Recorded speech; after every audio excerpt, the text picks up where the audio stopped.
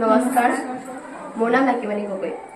আমি বিকশিত Bharat বিল্ডথন 2025ত vocal for local বিষয়ত কেনেকৈ পেলনীয়া সামগ্ৰীৰ পৰা ব্যৱহাৰযোগ্য সামগ্ৰী নিৰ্মাণ কৰিলোঁ তাৰ এটা ধাৰণা দিবলৈ বিচাৰিছোঁ। ইয়াৰ বাবে আমি কাপোৰ চিলোৱা দৰ্জীৰ পৰা বিভিন্ন ৰঙৰ টুকুৰা সংগ্ৰহ কৰিলোঁ। এই টুকুৰাবোৰ পেলনীয়া মৰাপাটৰ বস্তাটো বিন্ধা কৰি ঘন ঘনকৈ গাঁঠি দিলোঁ। ইয়াৰ বাবে কোনো এক্সট্ৰাকৈ সূতাৰ প্ৰয়োজন নাই।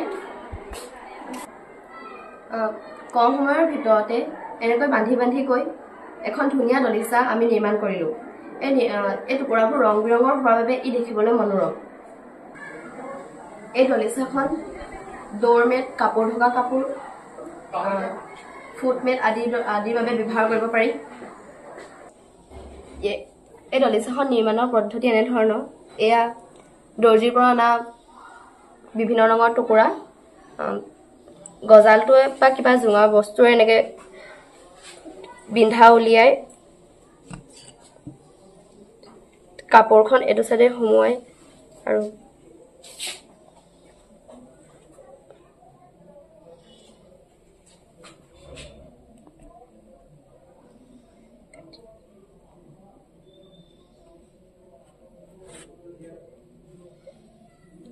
এনেকৈ এটা গাঁঠি দি দিলে এখন এনেকৈ সহজে নিৰ্মাণ কৰিব পাৰি।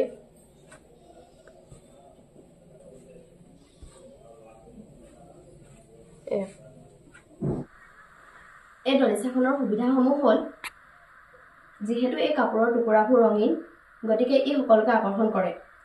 আৰু এই দলিচাখন নিৰ্মাণৰ বাবে বহুত সময়ৰ প্ৰয়োজন নাই। কম সময়তে এইখন নিৰ্মাণ কৰিব পাৰি আৰু ই কম খৰচী। ইয়াৰ বাবে কোনো খৰচ প্ৰয়োজন নাই আৰু ইয়াৰ সহায়ত মানুহৰ সৃজনশীলতাটো বৃদ্ধি হয় আৰু ই দীৰ্ঘম্যাদী। এনেকৈ আমি অপ্ৰয়োজনীয় বুলি পেলাই দিয়া বস্তুবোৰৰ পৰা প্ৰয়োজনীয় সামগ্ৰী তৈয়াৰ কৰিব পাৰোঁ। তাৰে এটা উদাহৰণ এই দলিচাখন।